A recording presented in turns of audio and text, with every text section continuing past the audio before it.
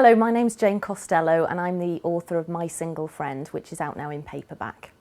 My Single Friend follows the story of Henry and Lucy, who are lifelong friends and have been inseparable since primary school. And the story starts when Henry confides in Lucy that he's absolutely fed up of having this abysmal love life.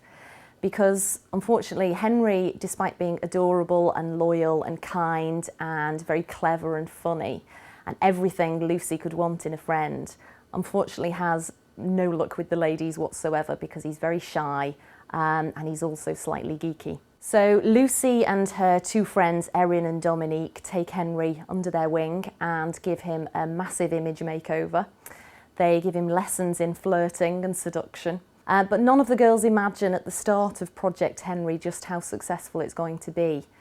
And after a very shaky start, Henry basically takes on a life of his own. And Lucy has to watch her terminally single friend, who she had all to herself at one point, go off and turn into this, basically this love machine. And she isn't at all sure she likes it. Lucy, my heroine, one of her biggest flaws is that she tells lies on a date. And I'm not somebody who's done that a lot myself, but there was one occasion, a very, very long time ago, in which my friend and I were out on a double date, and I'll blame this entirely on her because she isn't here to defend herself. And we told the two guys that we were with that we were a member of a band. We said the name of this band was, we actually gave the band a real name of a real band that was actually performing in Liverpool at the time and around, around the kind of bar scene. And it was all going very well and they were terribly impressed with all this until we walked into a bar and the band that we were actually supposed to be members of were on stage performing. And clearly we were immediately outed as a pair of compulsive liars.